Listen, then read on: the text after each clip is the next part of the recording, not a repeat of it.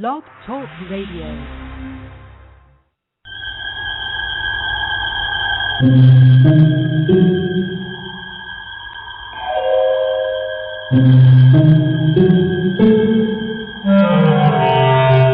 Archangels, ghosts, and Bigfoot. Oh my! It's just another night for Supernatural Girls. Real stories, real answers to life's biggest supernatural mysteries. And now for another exciting interview with paranormal experts from this world and others. Psychic medium Helene Olson and paranormal researcher Patricia Baker. Here are Supernatural Girls.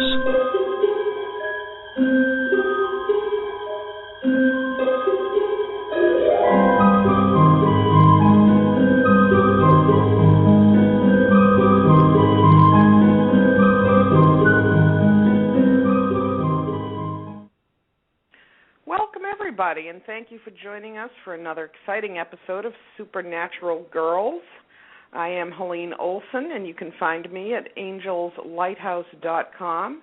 And today is Saturday, June 15th, 2013, and Patricia, my fabulous radio partner. We have so much fun doing this show, don't we, Patricia? I love this show. It's just great. I love our audience. We have the best guests. It's just fabulous. Couldn't be better. And nice to talk to you this evening. What a beautiful day we had here in Massachusetts for a change. It is, and it was a beautiful day. And in connection with Father's Day, because it's Father's Day Eve tonight, and all that is New England, we went out and got some lobsters.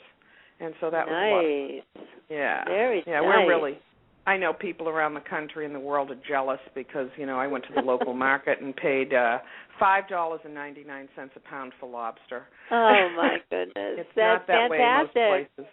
Yeah, not that way. So we take advantage of the season when it's lobster time. So that was Happy fun. Father's Day to Arthur. Nice Father's Day gift. Yeah, he enjoyed it. So he's a real lobster guy. Yeah, good. But I can't really wrap my mind around the steamers. No, huh? That's not for you. No. How about you? I love steamers. Oh, do you? I do. Yeah. I must admit. I have to walk away from the table when they're all sucking those things down. It's like. Oh my goodness! What we do with our food, it's just amazing, isn't it? But I love steamers. I love lobster. I'm very jealous that you had both. Thank you. Well, you can get some. You're in Massachusetts too. I know. I just haven't gotten out. What can I say? I just don't get out that much, So, planting my garden, mowing my lawn, giving the dogs baths. It's just a very full day. Growing the farm. Oh yeah. Yeah, a lot of work. It is. Yeah. So you have an event coming up soon that's going to be very exciting. Tell us all about it. Well, it's not my event. I'm a guest at the event, and people can find it at discoverevents.com. And I will be in Hyannis on June 30th. The event runs from 12 to 8. There is no admission fee. There will be lots of vendors there, and it is a psychic and metaphysical fair, so there will be lots of vendors there and lots of readers. And I do not think I'll be reading at this event, but I'll be running small groups for energy work and clearing and so forth, so it'll be a lot of fun. And it's especially a lot of fun because I'll get to bring all of that metaphysical jewelry I've been working on. I love that jewelry. Yeah. I wear your bracelet that you made for me every day, and it's just so powerful. So yeah, I hope everybody gets a chance to take a look at that. It's beautiful and powerful. Yeah, and it's also on the website at angelslighthouse.com. But I have so much fun charging that jewelry with divine energy. It's really overwhelming. I really enjoy it. So it's a lot of fun. A lot of fun. Well, that's exciting. So people can actually go there and meet you in person and have an energy clearing as a part of a group. So there's a lot to do. They can buy a bracelet or some of the charms that you've also worked with and charged. So there's a lot going on over there. And if they want to have a psychic reading, then there are great readers there. There are, and a couple that I know are going to the event as well. So it's going to be a lot of fun. But what I like about it is that it's in Hyannis, right on the Village Green in downtown Hyannis, and Cape Cod is absolutely beautiful this time of year. Oh, yes. It's a place to be. It is. So I'm hoping I can miss the traffic somehow from this end of the world. Oh, good luck. We're leaving extra early. Then you might miss it. That's a good plan. Excellent. Yeah, it is. So tell us about the paranormal news tonight, Patricia. Well, this is kind of cool. It's a little different than what we usually report, but there is this new thing, messaging for extraterrestrial intelligence, called METI, and it's a web portal where anybody can go and transmit a text or a photo to a distant star. And it's actually kind of controversial because some people don't like this one bit. And they're saying it's just going to spark an alien invasion. I guess when they get all these messages from us, it might upset them. So people are really worried about that. And they're cautioning people not to do this, don't send these messages out there. But the people that came up with this idea, I think, are doing it a little more lightheartedly. And they're offering this as a free thing. So your first message is free. And then after that, it's 99 cents a message. And if you want to do a whole bunch of messages, you can actually buy in bulk. So that you get a discount. So they're charging 99 cents a message? 99 cents a message to the stars, yes. But your first one's free. First one's free. I don't know how I feel about this now that there's a price attached to it. Oh, yeah. It's kind of like crowdfunding in a way. So that's what this is. So anyways, It's called Lone Signal. So if you go to lonesignal.com, you can go check it out. They've got a 30-year lease on a massive radio dish. And they're going to be beaming all these messages out. Apparently, they're going to reach 17.6 light years from Earth. And they're targeting areas where they believe there could be life. So if somebody's out there listening, you could get a response to your first message in about 35 years. Well, I thought so it was more instant than that, but 35 years, that's a long time, It's a long time to wait. Now, what happens if the response comes? I mean, are they going to come? I'm just being funny here, but, you think about sending a message. I mean, is it sort of like having a pen pal where they're going to come visit you right in your home or what? I don't know. Well, I'm sure some people would enjoy that, but then others would not. So I don't know, but it's just I think it's a fun little thing that somebody has started here as a business, and it'll be interesting to see how many people sign up and actually send messages out into the stars. Well, didn't we have the SETI program for so long that was just messaging the universe over and over, and we never really got any corroborating responses, right?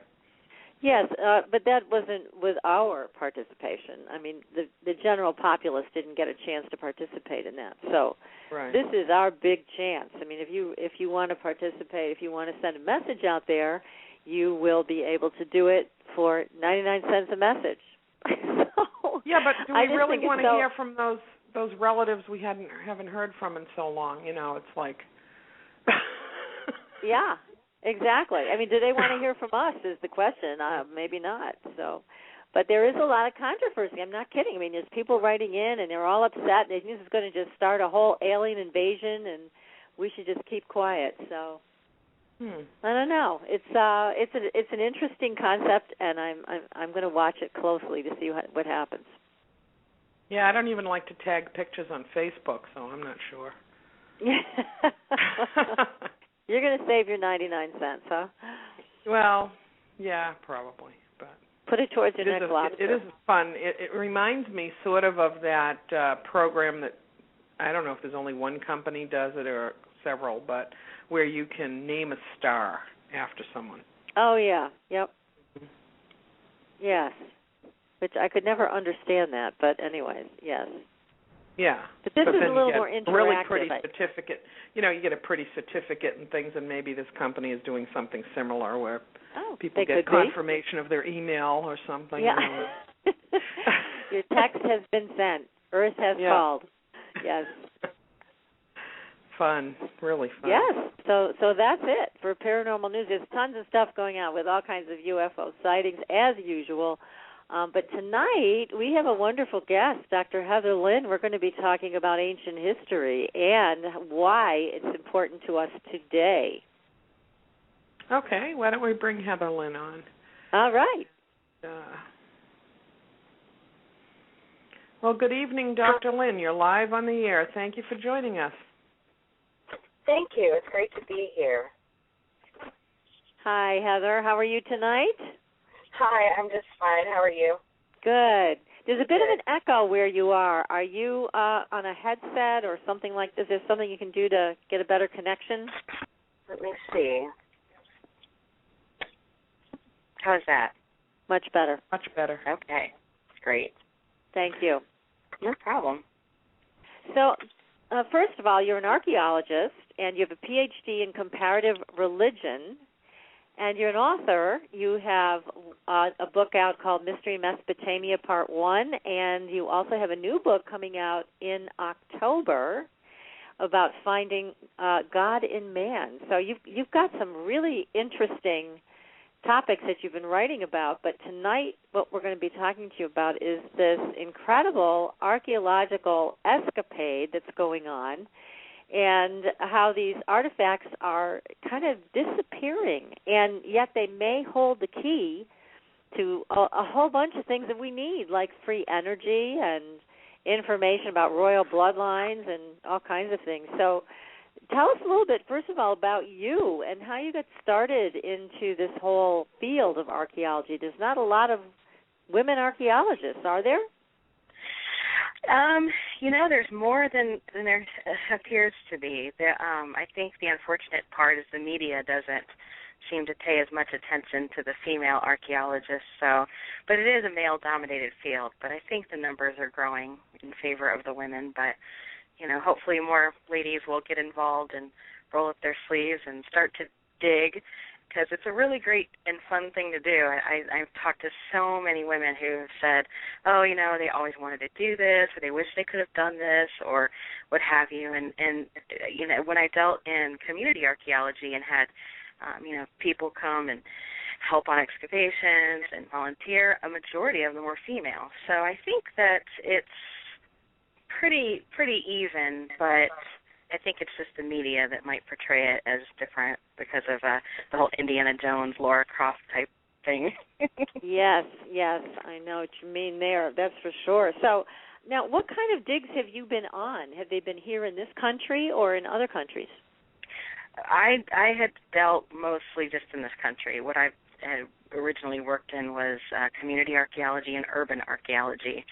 So I would go actually into city centers and excavate right in the middle of urban areas to find what people built over top of. So, what kinds of things did you find?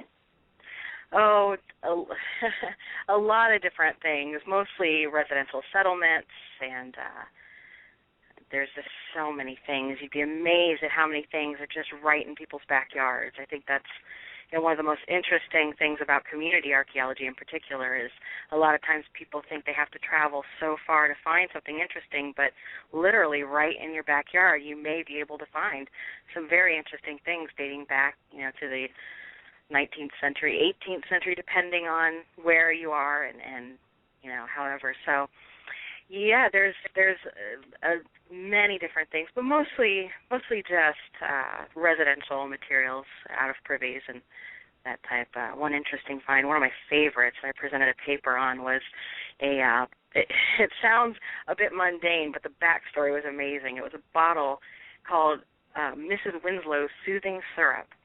And this bottle, it just looked like your average bottle, but what was interesting about it, where it was taken out of this privy, it was at one point a very upscale neighborhood, and so you had many different homes, and they were owned by doctors and different people like that.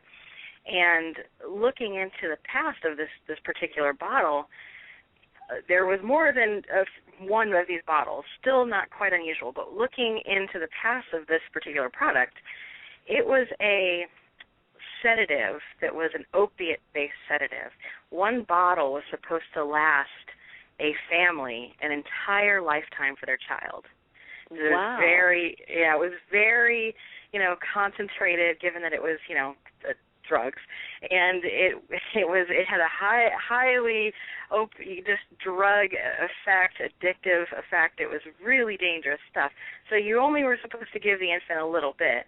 So why would there be just stashes of these bottles in individual privies in residential areas? So looking back, you'd find, I did a little research into the advertising of those days. So there was a little bit of, there's all different types of archaeology people can go into. And so I went a little bit into the archaeology of advertising. So way past ephemera, just further down into, some of the Victorian posters and different things that represented this Mrs. Winslow's soothing syrup. And what I found to be interesting, they were like the cigarette companies of their time. They knew that their product was not being used for the children. Rather, it was being used by the upper-class women at the time who had, disposable income, and they were very, maybe unsatisfied with their life. So it was literally the mama's little helper of its day, and they knew it because in their advertising, they did not show peaceful resting babies. They showed glamorous Victorian ladies that were just being well taken care of with sleeping children far away from them, just like, get out of my hair, kid, So, how funny. And eventually, they got a little more obvious, and their product had to be, punished, and it became illegal. But it was a lot like a Philip Morris type situation of that day. But interestingly, in this particular neighborhood, each privy just loads of these bottles. I mean, these women were just kicking back, and they were drinking a lot of this soothing syrup. And in that same area, this was in downtown Cleveland, in the same area was, at the time, one of the very first adult female-only drug rehab centers that was ever made in that time, because that was apparently a very common thing. So, kind of interesting, but it's kind of funny. You run into these bottles, and bottles are just everywhere. You need, a few bottle specialists, and you can't get into a privy in residential type or urban areas without finding just bottles galore. But this was very funny. You wouldn't have this many bottles, so. Little things like that, but mostly I've worked with disadvantaged youth and trying to get them involved in enjoying their collective past and appreciating the city and their residential areas and sort of looking into local history a little bit more, just to, try to expose people to the whole idea that archaeology is something that everybody can get involved in no matter where you are. Well, that's wonderful, and obviously you can learn so much about culture when you start digging around into the past in so many different ways, but that's amazing, the story about the bottles and what they were really using them for. But your book basically is talking about a whole other side of this, and it gets a lot spookier when you start talking about Mesopotamia and what's going on in Iraq, and just begin to tell the story, if you would, to our audience who probably hasn't read your book yet but should, because it's so fascinating.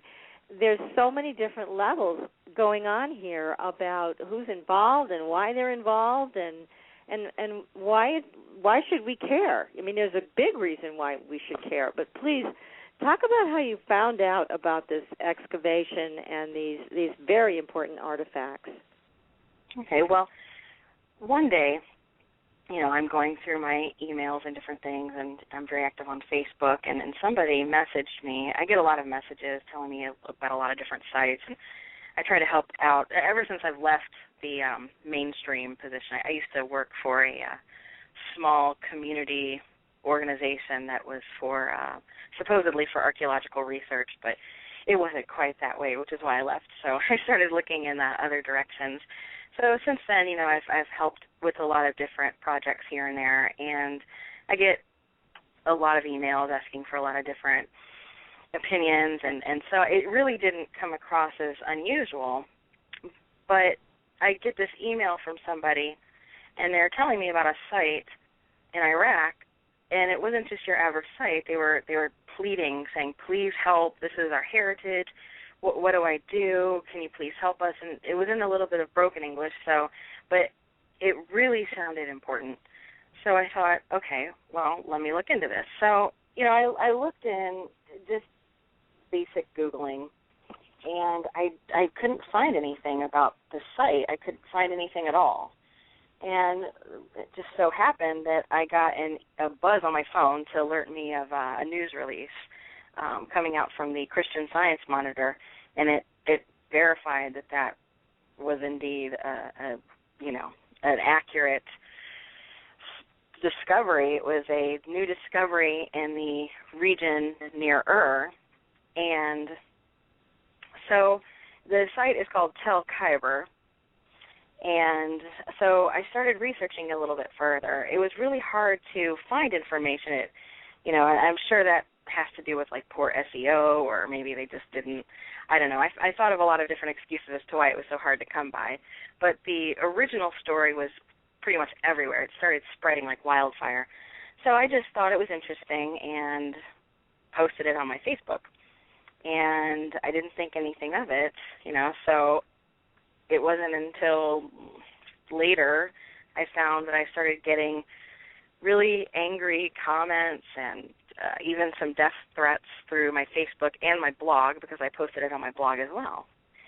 On Facebook you were getting angry comments? I was getting angry comments on Facebook, and the story was just a general posting. I just sort of said, hey, this is the discovery. It's quite interesting, and it came out of a mainstream source, and it really was. I do this all the time. I just post some interesting stories for people that, enjoy this type of thing. And so I really was taken aback to find that people had a problem with that. And what kind of angry comments were you getting? I mean, what were people saying? I can't imagine. The main thing, the one thing that seemed to be the message I was getting was that, no, this isn't true, and this is a hoax. And I thought, well, okay, let me back that up, because two of the individuals that were telling me that this was not true were actually living in the area. So I thought, well, maybe there's something to this, although it did seem to come from a pretty mainstream source. So I started researching a little bit further, and because I got a little bit worried, thinking, well, I certainly don't want to be posting hoaxes, but it still didn't register with me. Like, well, and why would you be so angry? And then I had death threats on my blog saying that. Yeah, what did they say? They were going to kill you unless you took it down, or what? What were they threatening you with? One of them said that. Well, one of them said some very awful personal attacks that were, I can't repeat. and so it just basically went on and saying, how dare I try to talk about this, and I didn't understand what, but there was a lot of broken English and different things, and it said that that something was going to happen to me. It didn't specify what. So that was just one. But the other one was a little more specific, and it accused me of putting up this hoax, and how dare I, and that if I don't take this down and admit that it's a hoax, that somebody would come after me. And I thought, well, I mean, it just all happened at once, and I thought maybe these were connected. I don't know. But, a lot of people post a lot of different things on social media and whatever, so I thought maybe I just hit a nerve, and part of me wondered, well, maybe it was a hoax. So I had to look. A little bit deeper. And so I started to find where this actually came out of. So I found the universities involved, and I looked at their site, and they had it on their news release. So I really wasn't thinking that this was a hoax. I thought, this was an elaborate hoax if this was a hoax, Yeah, exactly. So I thought, surely that maybe there's just some sort of misunderstanding. And, so I put up there that, no, this isn't a hoax, and I apologize if something, I put up some links to some of the news sources. And then I got some messages back saying that if I were to speak about it any further, that something bad would happen to me. And I thought, well, that doesn't I don't understand that because everybody's speaking about it. It made pretty decent news for a while. It started getting a lot of mainstream coverage. So, I didn't take it very seriously, but it did pique my interest now because I thought, well, what's going on? That's really... Exactly. I mean, enough that somebody would take the time and trouble to send you a threat. It is weird. I mean, I can see why that would pique your interest. Yeah, and this is about, the majority of them are local. archaeology. Right. This is about archaeology right. and not about some government thing. It's yeah. Exactly. It was a very benign report. It just basically telling some of the details of what they found. They didn't even go into too much detail. So, my next step then was to, like I said, pin down the actual university involved. And so I didn't want to just look. I decided now that I'm interested and that I felt like my credibility was on the line and people were contacting me, I got involved with the head of the project in Britain at the University of Manchester. And the University of Manchester, they were very, very nice and very, very helpful, and I really felt that I was going to, get somewhere and find some news. So I asked them if it would be okay if I, had an interview and I could ask some specific questions because I noticed in the press release the verbiage was the same. It was just the same press release over and over again in different sources and whatnot. So I thought, well, maybe I could get some more information on this.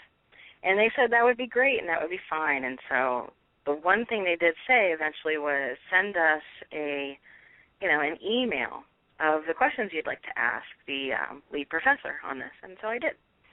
And I thought that, this was great. I'm going to get some more information, and I know it's coming from a good source and not just some kind of news and this. And so in doing so, I went on my Facebook, and I said, hey, guys, if there's anything you'd like me to ask, now's the time because I'm going to have the ear and the attention of the lead professor on the British team involved in this. So, and I knew based on, some of my Facebook friends that they might have alternative interests and maybe want me to press the gentleman a little further than they would like to be pressed about some of the more alternative ideas. But I thought, I have nothing to lose.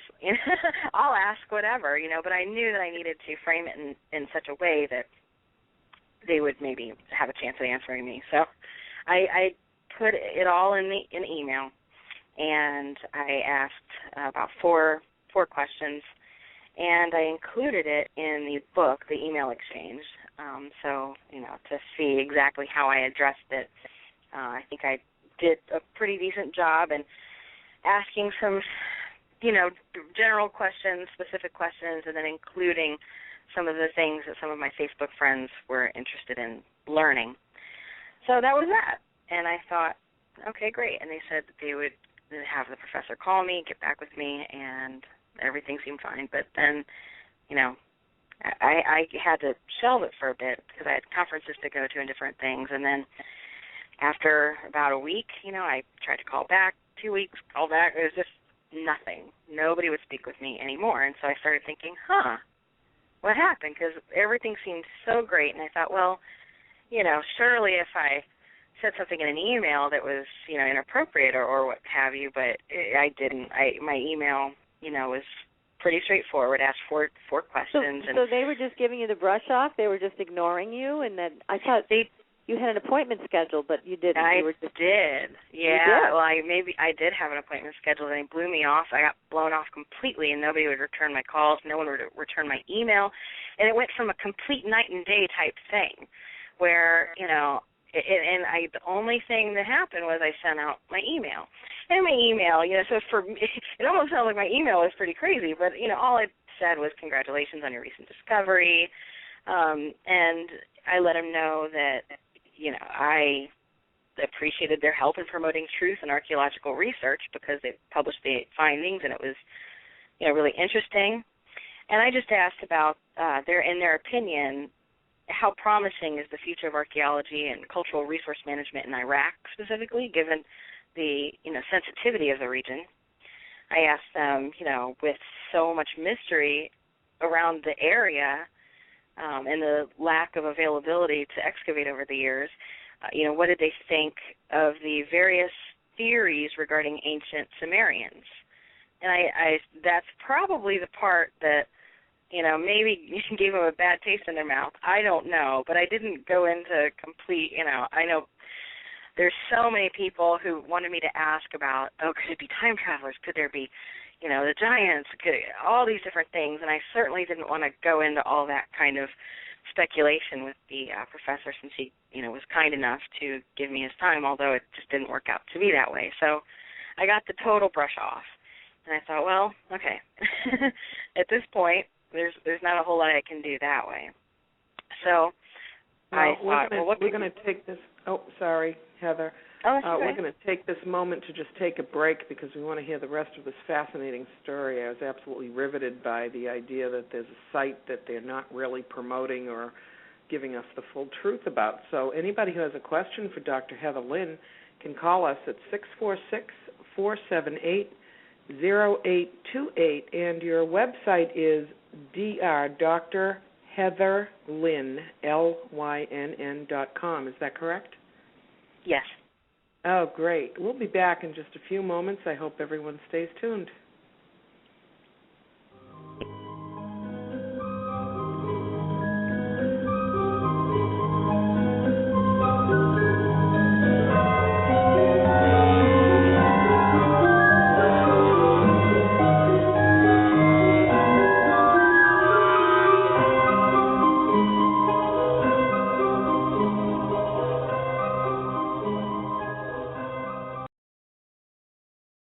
Your property tax bill. Have you seen it lately?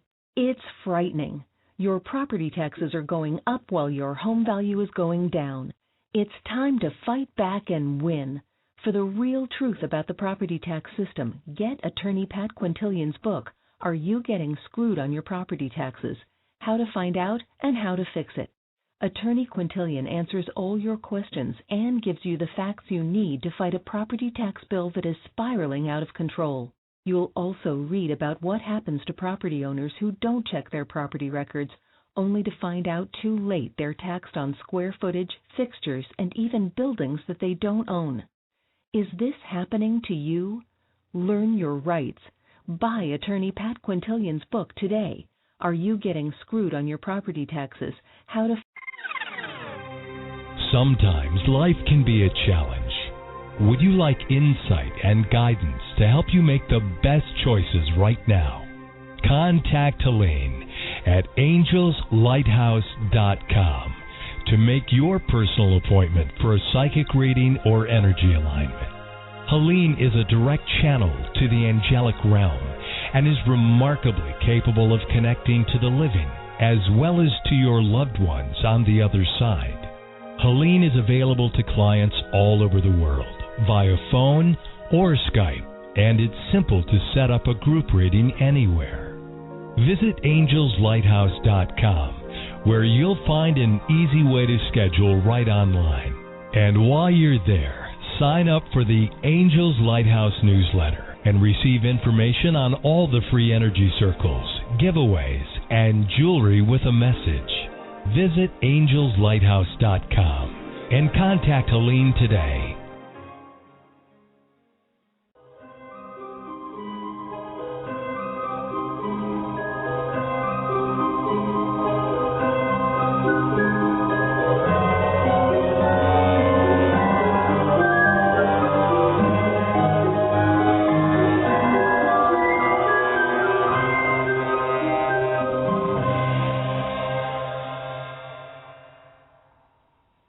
Welcome back, and thank you for staying tuned. And Patricia, I did it again. I moved the cursor, and it blinked out. I apologize.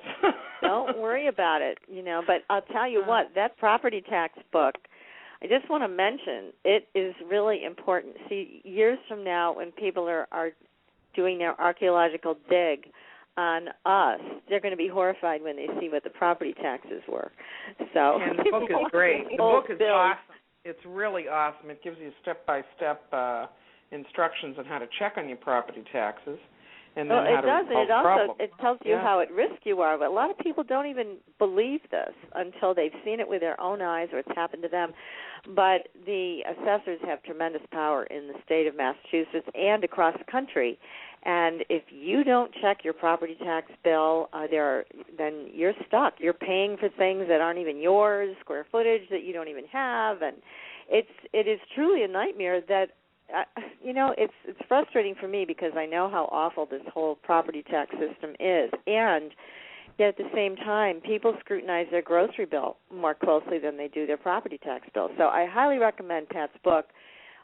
It's a great book, and it will give you the step-by-step, as you mentioned, Helene. And more importantly, it also tells you all the pitfalls, what you need to be watching for every single year, long before you even get that bill. So that's anyway, true. And, really, property tax is a public record, and sometimes when you do a comparison in your neighborhood, you find huge discrepancies. Oh, yes. It's a good point. Absolutely. So get that book and keep your home safe. And we're back talking with Dr. Lynn, and this is just a fascinating discussion. So we left off with your search for information about this site at the city of Ur, spelled U-R, which is now in Iraq and was formerly Mesopotamia. Is that correct? Yes. Okay.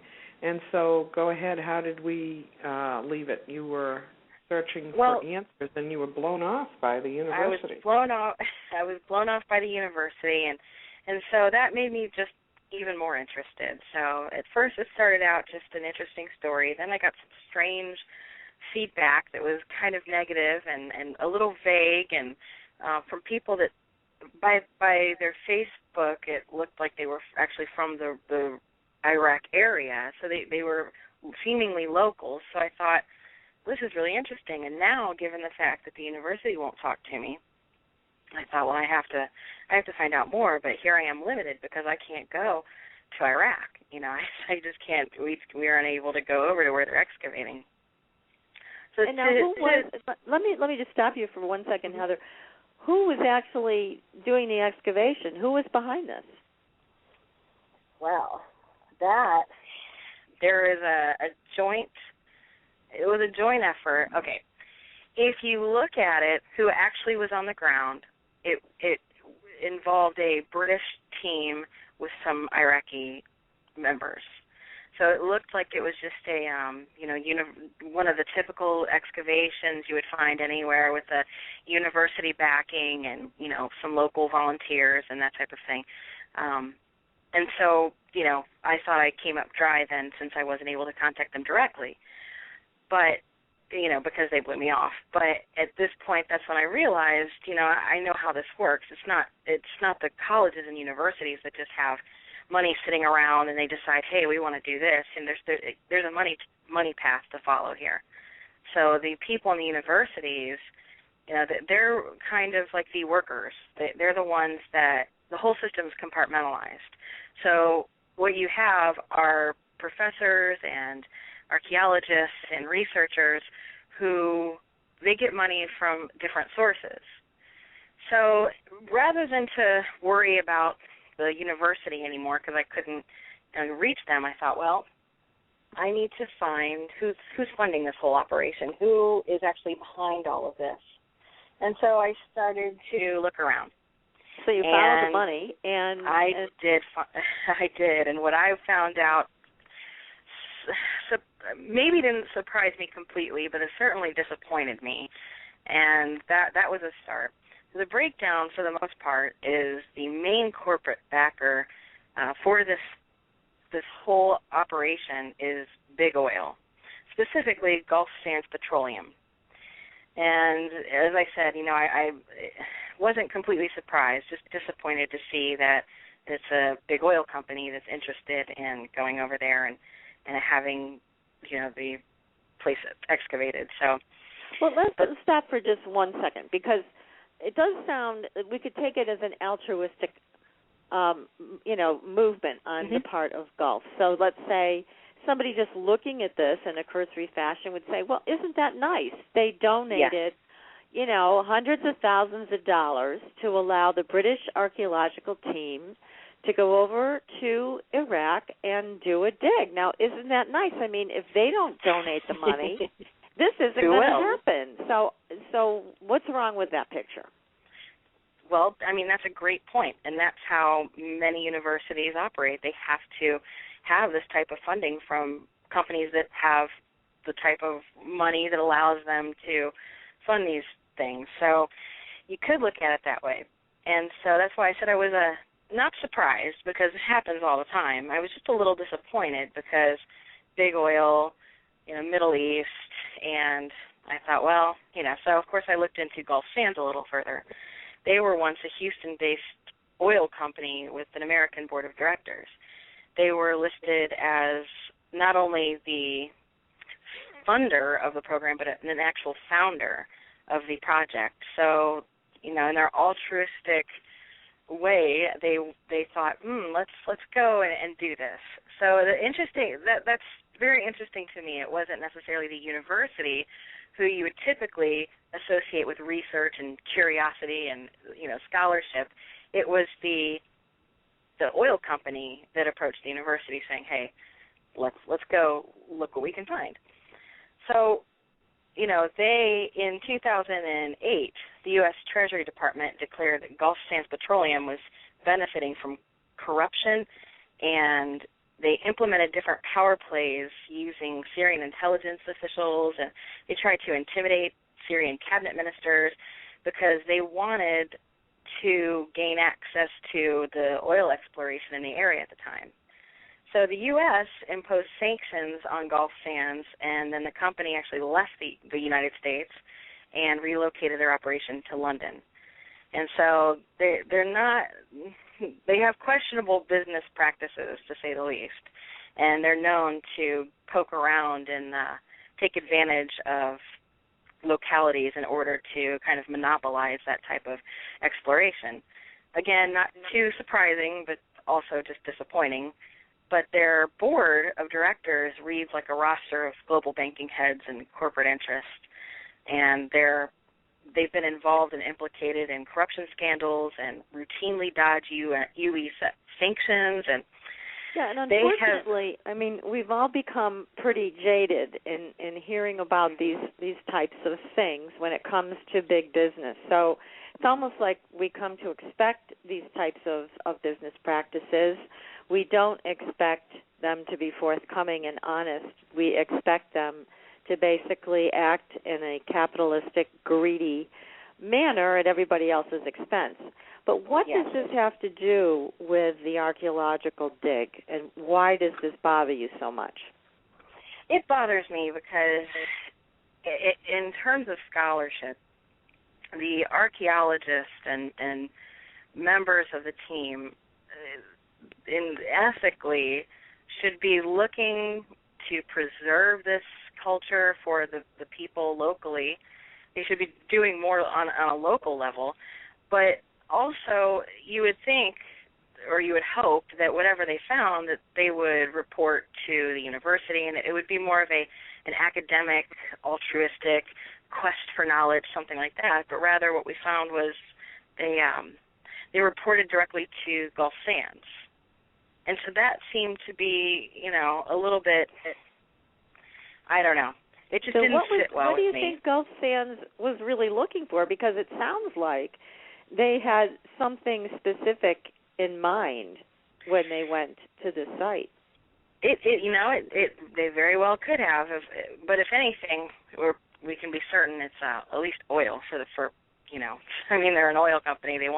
They've been known to want to get a monopoly over there, as do most oil companies. So, I wasn't really surprised. I was just a little disappointed. So I didn't stop there though, because like you said, it could be that they wanted to maybe do something good. Maybe they had changed their ways since moving to London, and they wanted to do something good. So to give them the benefit of the doubt, I moved on to look at who else was involved in funding. And the list of supporters went on to include PricewaterhouseCoopers. They're a multinational taxation firm headquartered in London, and they were found to be unethically favored by the World Bank in a bid to privatize water distribution systems in India. And that just sounds like another big company that is looking to profit off of, up-and-coming countries, developing nations, by using their natural resources, against them, and they're trying to profit off that. So, it just seemed like, well, here goes these big companies trying to come in and take advantage of this situation. And then it went on. The funders were the British Foreign Commonwealth Office. They work with 12 agencies and public bodies, including the Government Communications Headquarters, the BBC, the Secret Intelligence Service, and just on and on and on with these organizations. That, to me, what did the Secret Intelligence Organization? You mean the British Intelligence Organization? What did they have to do with this? They funded it. They helped fund it. That was another thing. The more I kept looking at who was funding it, the more I thought, well, this is interesting. Who has interest in that?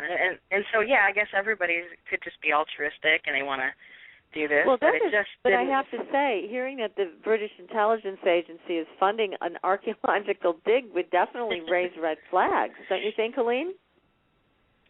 It's astounding. There has to be something there that they're after, and it's even bigger than oil. So do you know what that is? Oh, God, it has to be something totally different than oil, for them to be involved at this level. I mean, it's as you're going down the list, Heather, I mean, what I'm hearing is that there is something major that they're after that would affect the global economy and maybe other things, and they want it, whatever it is. Yeah. It does seem that way, and it just kept getting, but I did the same thing as I started this journey. I kept giving everyone the benefit of the doubt because, well, frankly, I'm quite skeptical on a lot of different things, and I don't want to say at all that I'm cynical, but I just figured maybe like what you said earlier, that you just kind of come to expect that all these big companies are corrupt in some way or what have you. So it didn't really raise as many red flags as it should have for me, maybe. So I kept going, and I found that there were less involved donors, IKB Travel, and some different things. And you could look and say, well, some of it was quite apparent. You could see that they were helping with logistics and the necessary things that you would need in order to pull off this type of excavation. And just so we're aware, as an audience listening to you talking about this, how much does a dig like this cost? I mean, it must be an astronomical number. Yes. The actual money, you would have to liquidate the whole thing, because what you have here are people who contributed in ways that maybe they didn't put forth money, but they helped with logistics. So they maybe offered security, or they flew the people so they're out there. offering in-kind services. So I understand that. Yes, but so I mean, what are we talking about for a dig? Thousands. Yeah, does it cost like $50,000 for a day, a week? I mean, what kind of numbers are we throwing around here to fund a dig like this in a foreign country? Well, it will vary on each country, but in a country like this, there are so many different needs that have to be addressed. But we're talking, hundreds of thousands of dollars at least, and that's just what's been spent. So it is a lot of money.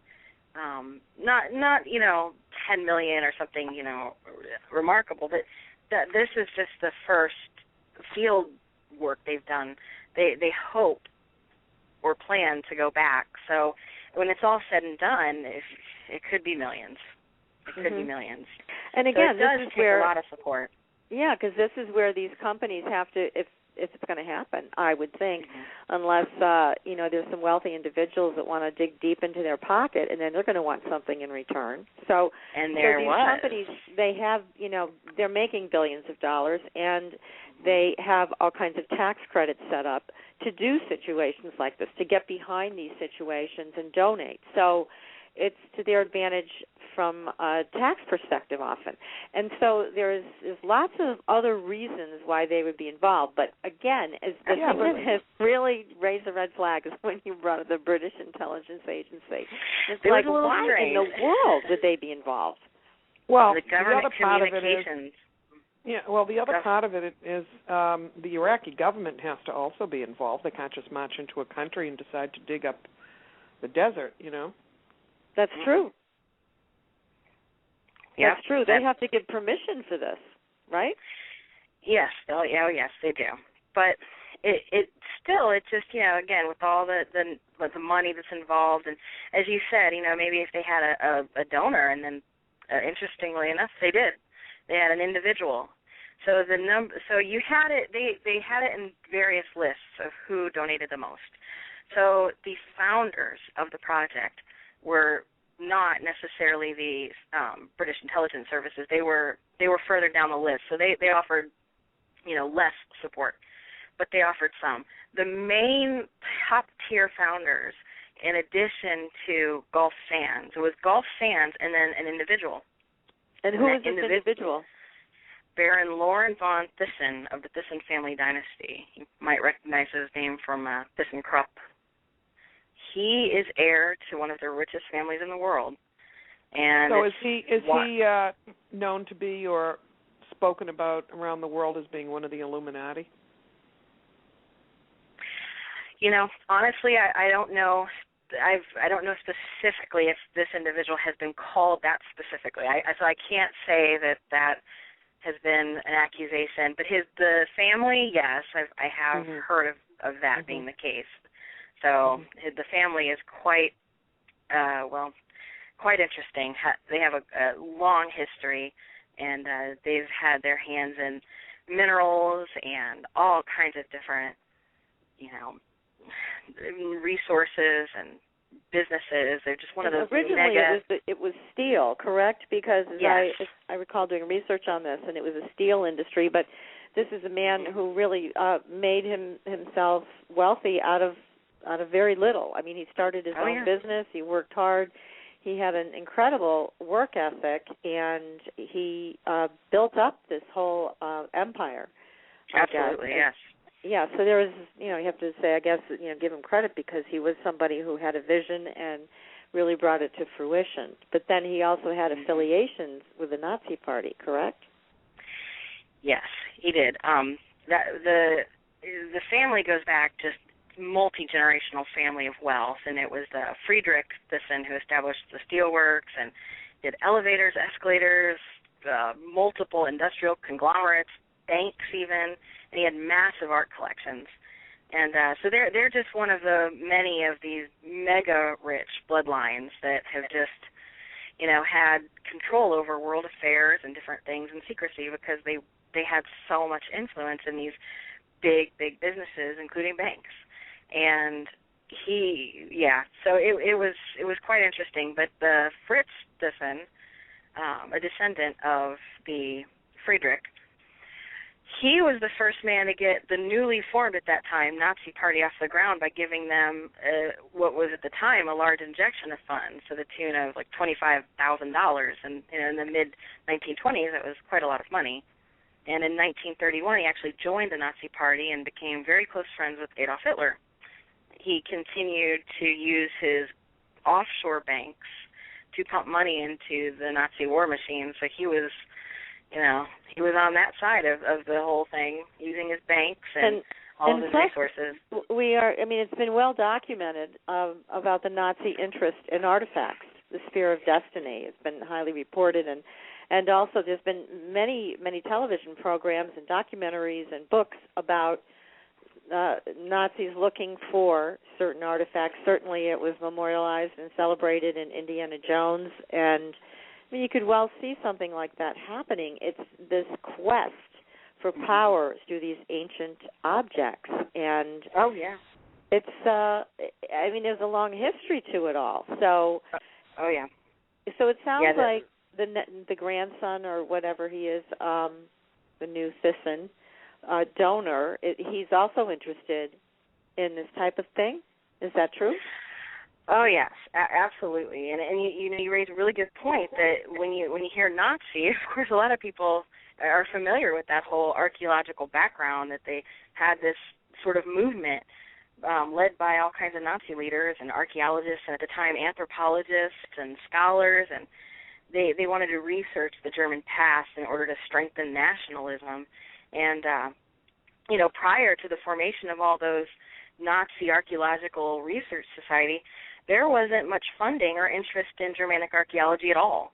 It made it really easy for the Nazis to push their ethnocentric views onto people,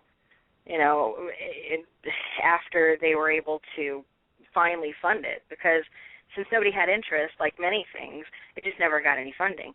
The Nazis came in and decided, well, this is a very, very important propaganda tool, so let's go ahead and inject a bunch of money into this program. And under Nazi rule, archaeology went from having one chair it was a chair in prehistory, they called it, in Marburg in 1933, to having 9 chairs in the Reich in 1935. They really put a lot into it. And once it started to gain popularity, scholars were able to do all kinds of work that they had always wanted to do, and then they brought the pieces back and displayed it in these open-air museums. And so then they got the public really involved and interested and excited about archaeology and excited about the discoveries and excited about their Germanic past. So it really just, strengthened that national pride. And so a lot of times this, and still today, archaeology and people's history, their cultural resources, can be used as a source of national pride, and they can use it to form all kinds of different narratives, to have public opinion shift so that people will get aboard policy changes and different things. So, it's really important that people are allowed to know the truth about history, and it needs to stay, localized that way, because, people like Nazis can take it and twist it and manipulate it and use it as propaganda and literally rewrite history, and it's a very dangerous thing. Well, so it is, and not only that, but a lot of these objects, we know about the Spear of Destiny because it's been highly discussed, but there's many other objects that are objects of power that who knows who has their hands on them. And can you talk about any others? The Spear of Destiny is obviously one that we know, but are there others that you could talk about that may be a little more obscure? I don't know how many obscure ones there are. It seems to be one of those.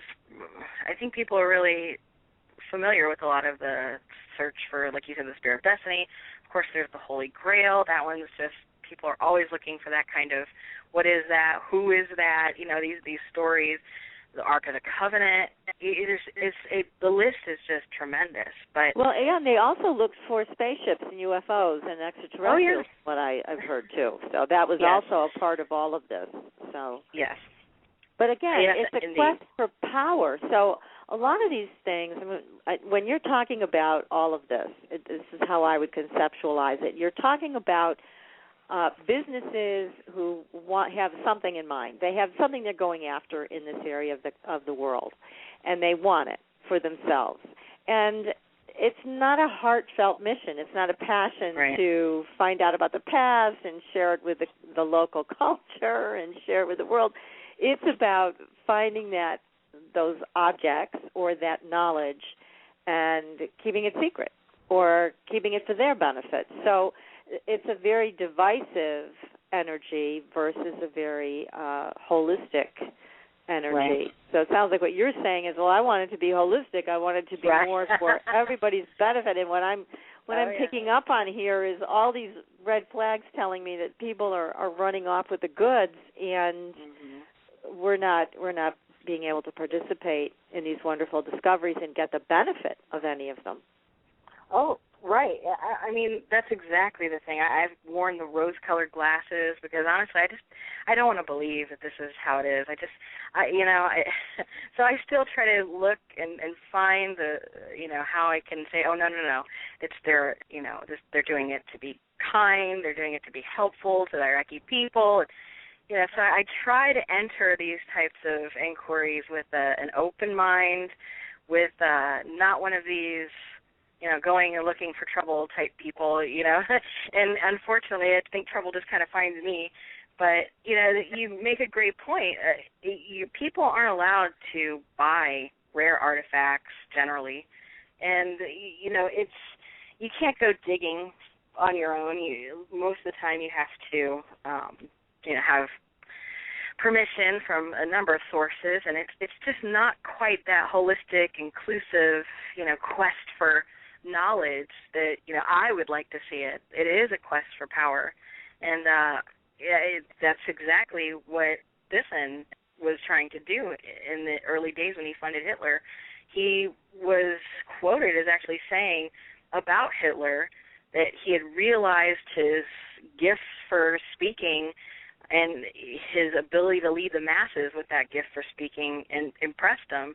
He was really interested in the whole Hitler being able to control the masses part of it. So he decided that would be enough for him to, give him all kinds of money.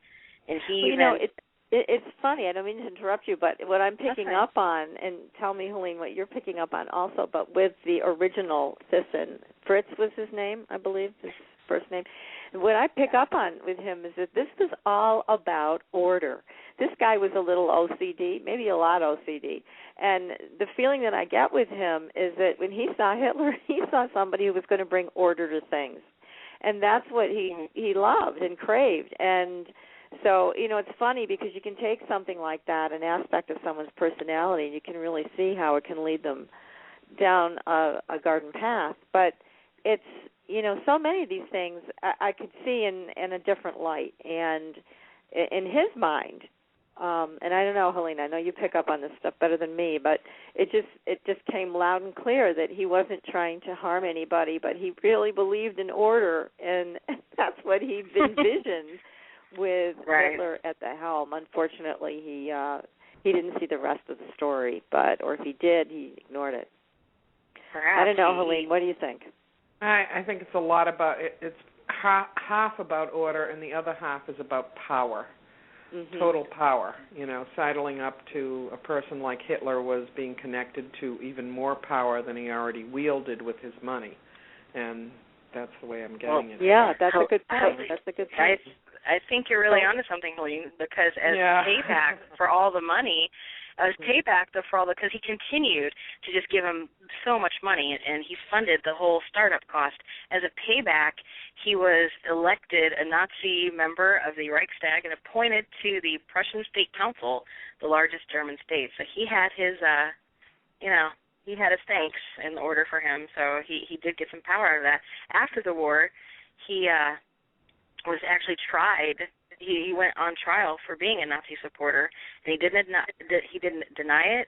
He admitted his support for the exclusion of Jews from German businesses, and he admitted his own mistreatment of his own Jewish employees in the 1930s. And so I think it was a lot about power too, and a lot of times I think people use order in order to try to maintain that sense of power. You feel pretty powerless when things are out of order. Yeah. Well, we're going to stop here to take another break, Heather. We appreciate all the information that you're giving us tonight. And if anyone wants to call in a question to Dr. Heather Lynn, you can call 646-478-0828, or you can look at Dr. Lynn's website at Heather, Heather, Lynn, LYNN.com. And stay tuned. We'll be right back in just a few moments.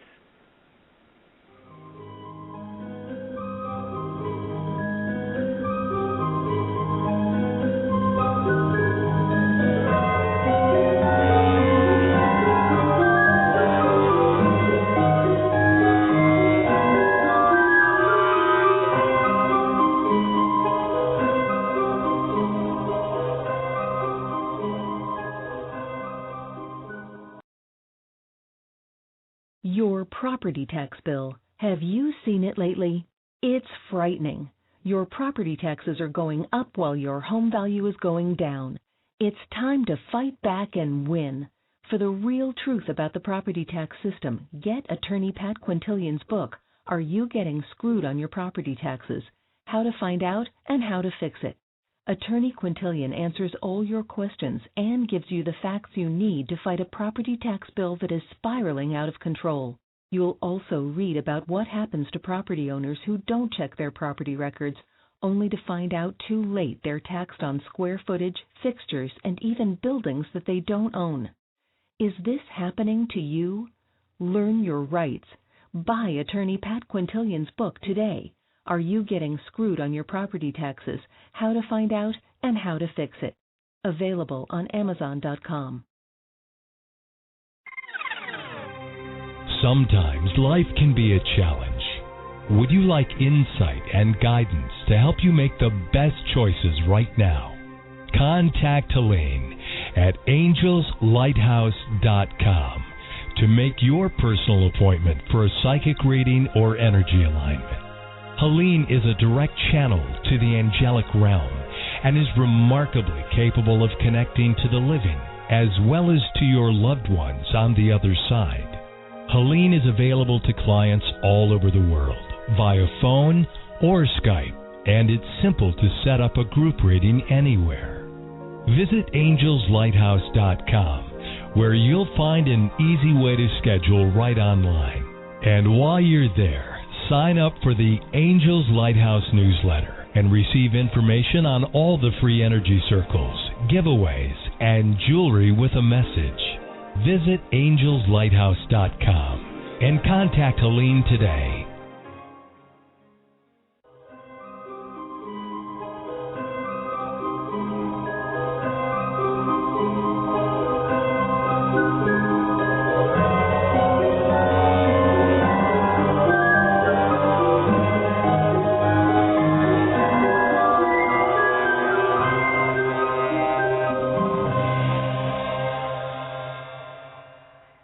Thank you all for staying tuned. Again, the number is 646-478-0828. And this discussion has been fascinating, Heather. It's about the history of how the money is channeled and who's involved in archaeological digs. But I'd really like to hear more about the ancient city of Ur, which is spelled U-R, and the artifacts or actual archaeological sites of buildings and things that are there, because really what we really want to know is what is it that they're interested in there? We know oil is a factor, but what do you think the possibilities are, or have you gotten any other information about what might be contained in this site that has people so interested? Well, the excavations in Ur occurred in from 1922 to 1933. They were funded by the British Museum and the University of Pennsylvania. They were led by archaeologist Sir Charles Leonard Woolley. I talk about the history of that further in my report that I have here. So, it has an interesting history. Many people are aware of the ziggurat and the different things, but what really made this particular discovery interesting was that it was not necessarily in Ur, it was outside of Ur. And so, it was pretty unusual. And it was the first foreign excavation in the site since the 1930s. So it was a really big deal to be able to go back there and, find anything. And the Iraqi government gave permission for a new dig out there? Yes. Yeah, they were granted permission, and they had the British team and they had some help from Iraqi team members as well. But it was primarily a British-run thing. They said they wanted to get, and they may have some U.S. and Italians coming in to help out for maybe the next time. But we'll see. But the ziggurat itself was partially restored in the 1960s, but otherwise the entire site had kind of just been sitting around undergoing a slow process of erosion due to neglect and different things. So between wars and violence over the past 30 years, Ur was officially closed to foreign archaeologists completely. So, and then with all the turmoil in the region, it's just been not necessarily top of the list of their priorities to fund any kind of large-scale excavation. They were finally, able to put something together, and they saw satellite images that show the presence of very large buildings, presumed to be at least 4,000 years old, given the, other things in the area. And they saw it as a great opportunity. So they got the permission they needed and, seemingly got the funds that they needed as well. And they found this massive site. It was located more than 10 miles from Ur. And so that was the first major archaeological find that far from the city center. The actual excavation of the site officially broke ground in March of this past March, actually, the 2013, and as I said, that was the 6-member British team and the 4 Iraqis that went to do that. The actual location itself is about 200 miles or so south of Baghdad. So once they were there, a couple weeks into it, they found a monumental building. It was huge, and it was square. It was said to be at least 250 square feet from what they can tell right now.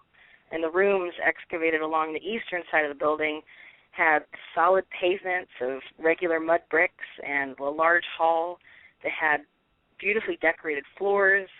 And so the researchers believe that the building was very important, if not sacred, just given the thickness of the walls.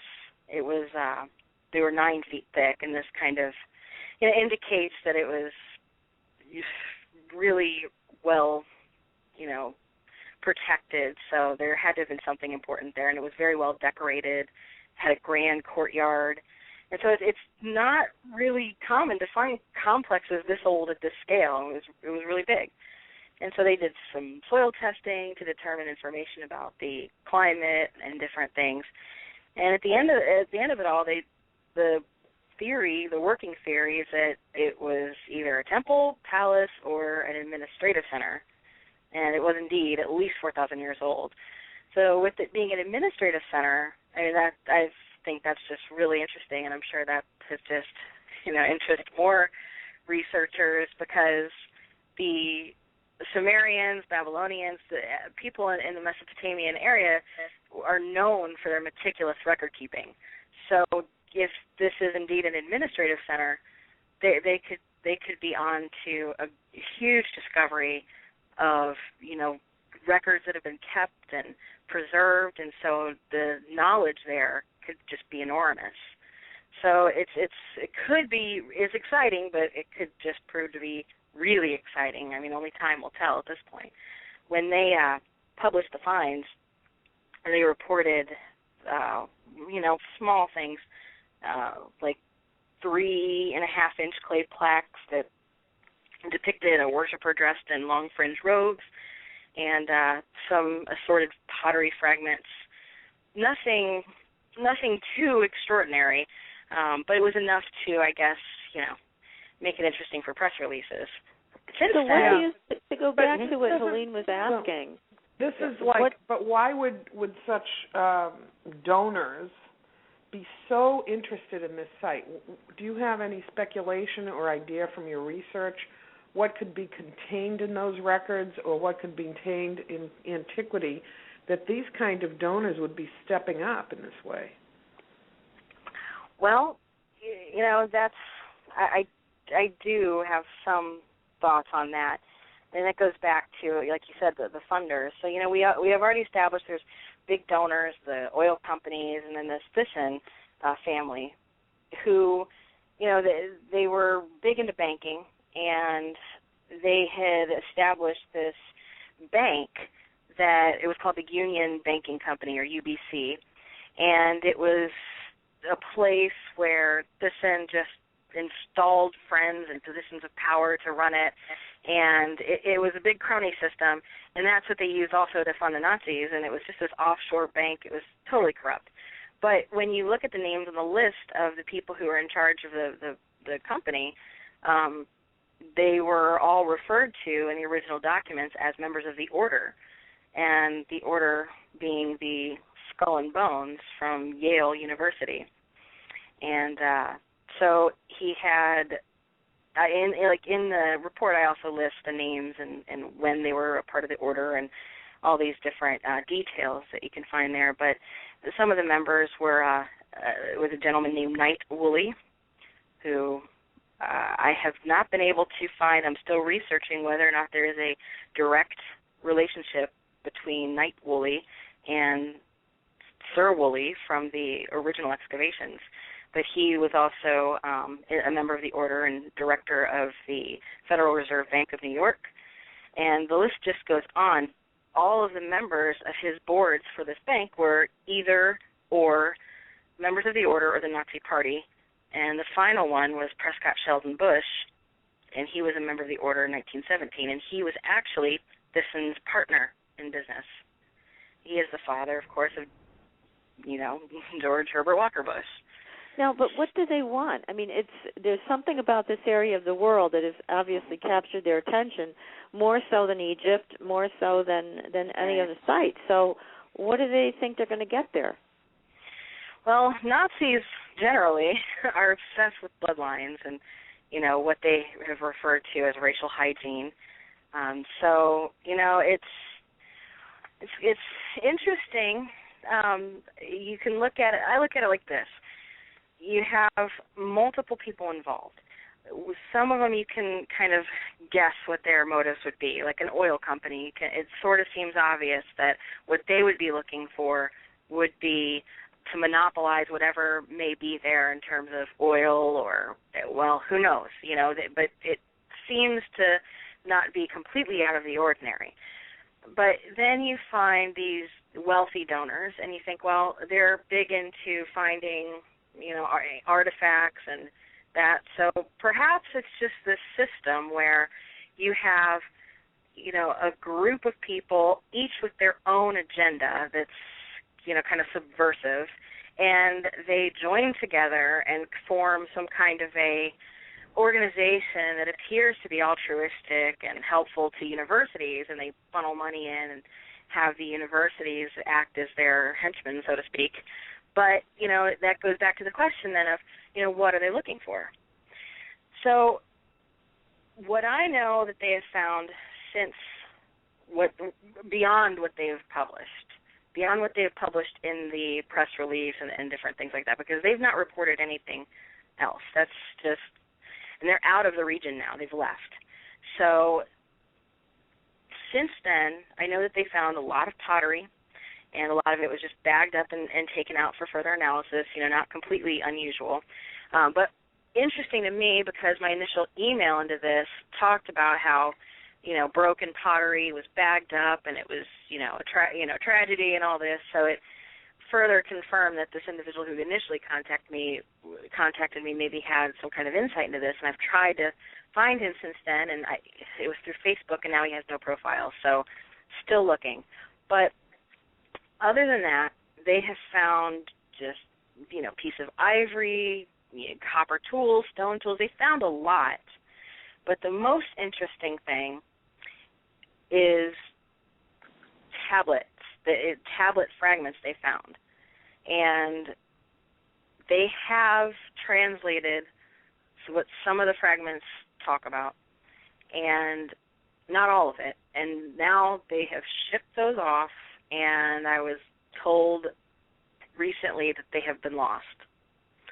I don't believe that, but we'll see. But on the tablet fragments are records of men's names and their father's names, and as I said, they were very meticulous record keepers. So what they had in their hands were tablet records of elite bloodlines and patriarchal lineage. And so you think that that's identifying descendants of Christ? I don't really know about that. Because it could be anything. I know the names were they were all of Babylonian origin, and they said that there was a governor. There was a piece missing, so there was it said there is blank of the governor that was in the city. So the city itself, we can see, was at least important enough to have its own governor, which is, pretty interesting. And now the administrative center theory is really starting to seem apparent because you have this record lineage. And another tablet made mention of orchids and gardens like the ones that would be found in the Garden of Eden. So that's all that they've, well, like I said, they have supposedly lost them. I don't know that that is true. I don't know how they would lose them. The last I heard, they were on their way to Chicago to be further analyzed, and I highly, highly doubt that they're lost. Something of that importance, just, you don't lose it. I don't believe it. But I guess what I'm after here, really, Dr. Lynn, is the idea that this on the surface seems suspicious all by itself. And, we're all interested in all the ancient theorists who are talking about energy centers and stargates and connection with aliens and, all this idea of free energy and using sound to move blocks and things like that. Have you gotten any indication that there's sort of secrets that are buried there or something along those lines that people are looking for? Well, it's interesting. They have used tools to measure the site's magnetic field. And though that's not completely unusual, it's still notable that they've tried to collect magnetic data about the surface, and it's interesting. But again, since I'm not standing in Iraq right now, I can't say that there's anything more to the story, but it does seem a little strange that all of this is so secret and convoluted, and there's so many twists and turns, and then things go missing. So, I've heard everything from stargates could be there to, a lineage association with Anunnaki and that kind of thing. I can't really say that I have any real answers, unfortunately, on that, and I'm still researching this, and I'm working on my follow-up report that will go a lot further into these alternative theories, and I'm trying to find out more about the area and what actually happened from eyewitness accounts from locals that were there, since I'm not having much luck going through mainstream sources. So initially, in this report, I just give a general, kind of outline, and what my plan for it was to release it as it happened. So that's why they're smaller reads, and it's going to be an installment so that I can get it out as soon as possible. So the first one, I go into great detail over, the bloodlines, the people, the relationships, what's going on, what I've encountered and what things could be there, and then the more technical aspects of the archaeological discovery and the methods that are used. And then I also go into the importance of why we should even care about this at all. And I try to impress upon people that this is very important, that we need. And why is it important? What is so important about this? It's important primarily, I think who said it best is, without a doubt, George Orwell. And he said, who controls the past controls the future, who controls the present controls the past. And I think that just really kind of hits the nail on the head, because we're at war. We're going to war everywhere. And if we're there for all these different reasons, before we do things, the public opinion needs to be manipulated so that we all get on board with what's going to happen, So any little bit of information that they get, they can twist and turn and have people, up in arms, and then policy can change. History is a very, very powerful thing. And archaeology specifically, it's an area where people can get excited and learn about who we are and why we're here. And, the discoveries are usually, they can become a source of national pride and unity through the recognition of a shared heritage. That is dangerous to, governments, because, if we have that kind of national pride, it makes us stronger. It makes us feel better. If you want to, control people, you strip a nation of its cultural material, it robs them of their identity. Without cultural identity, social cohesion will just dissolve, and people are more easily homogenized and then controlled. So not only is it... I understand what you're saying. However, yes, there's a couple of other things going on here. I mean, for one, do we want you ask a very good question in your book. Do we want the government to have control of all these artifacts? I would say a resounding no. I mean, I'll give you an example of, here's the Boston Museum here. It's a wonderful museum, and I know that I had heard that they had an entire basement filled with Egyptian artifacts that had never been cataloged, just sitting down there. Now, why is that? So at the time there was something about, well, if you want to volunteer and you want to help us out, let us know. And I put together a team of some pretty good people from MIT, scientists and things, that wanted to go down there into the basement and into this musty old basement and spend days cataloging this stuff. And they turned us down. And so you have to wonder, what in the world do they think they're doing? I mean, they've got this pile of stuff sitting in the basement. They probably don't even know what half of it is or the true meaning of many of these things. So who do we want in charge of this stuff? That's the question. That's an excellent question, and it's really difficult because we don't want governments involved in this and controlling this, but unfortunately, we do in indirect ways because of these major corporations. We have this like corporatism now that is pretty much like a government. So it's really difficult. It is a valid question. Do we want government doing this kind of research, or do we want, big corporations? I think the lines get blurred after a while when you start to look at these major companies. They're pretty much like governments, or at least.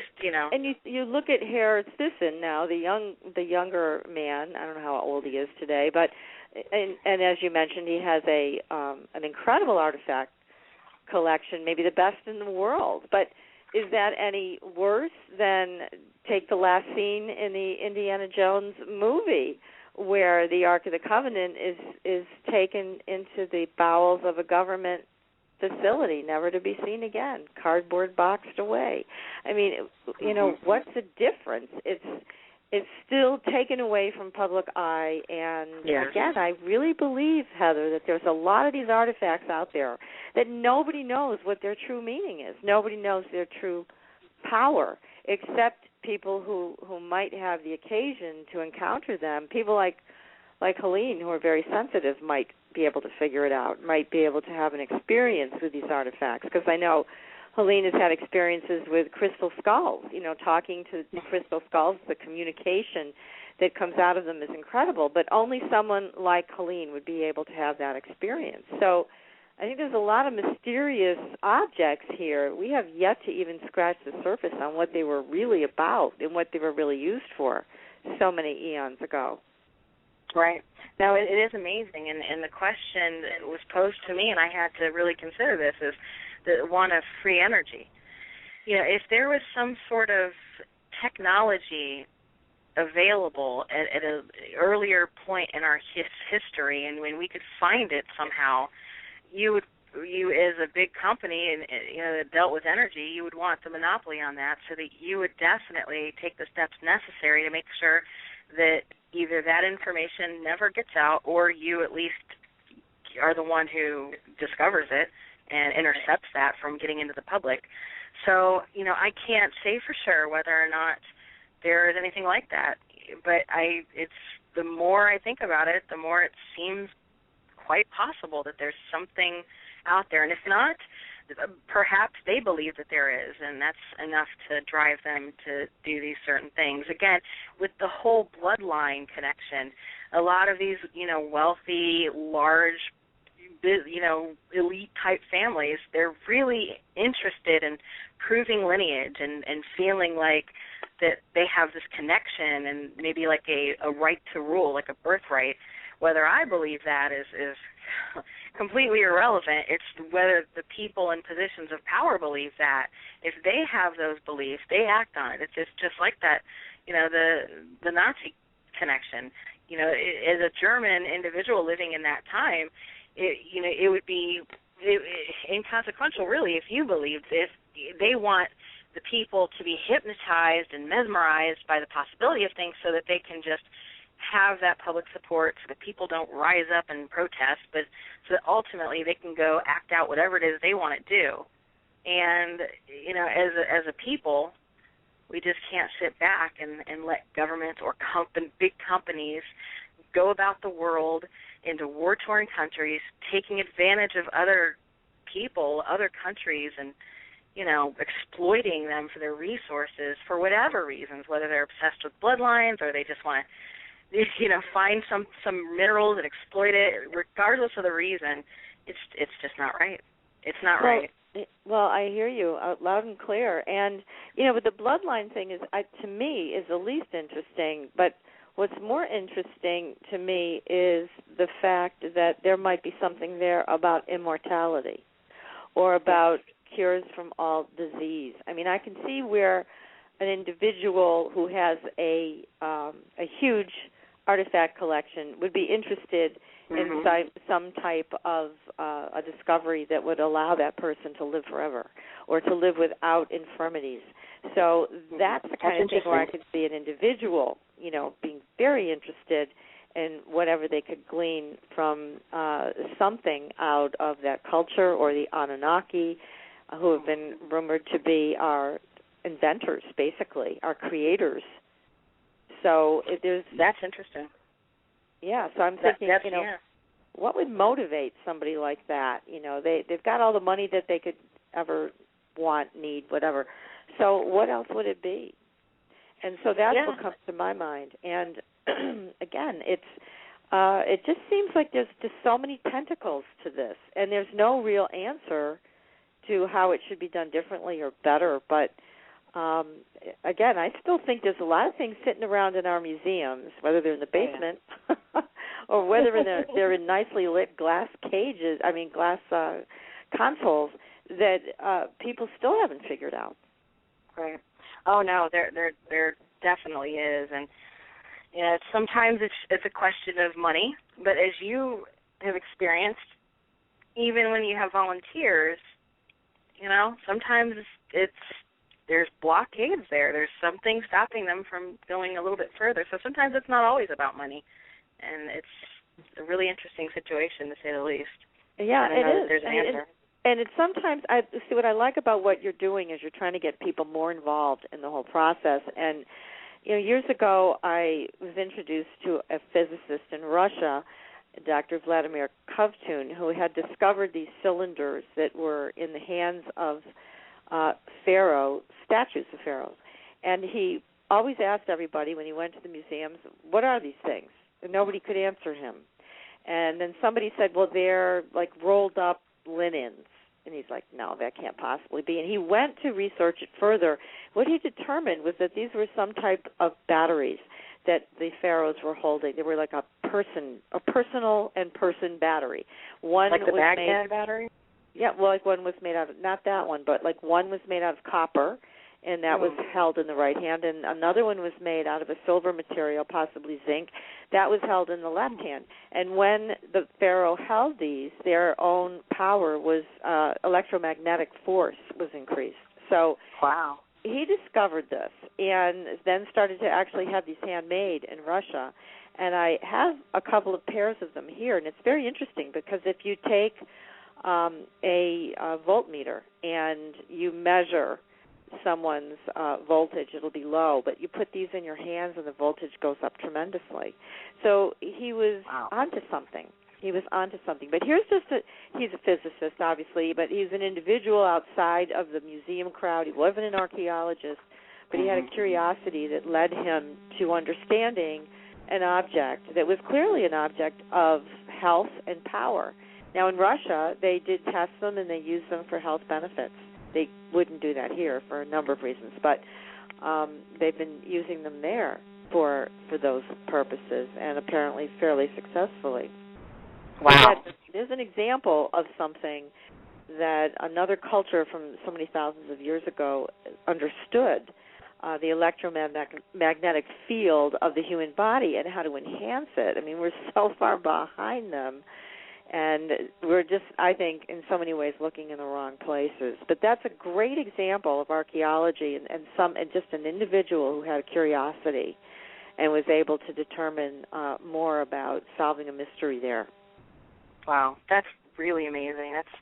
There are a lot of people who are interested in those types of things. I mean, they spend a lot of time researching this, and it's sometimes, even if you don't have some kind of credential, you don't get the time of day, and it's really disappointing. And that's one of the reasons that I started my organization, the Society for Truth and Archaeological Research, or STAR, I tried to get together an international organization of independent researchers and professionals who are interested in archaeology from a more holistic and inclusive perspective, because I think that all theories are worth consideration, and that science should be based on empirical and measurable evidence.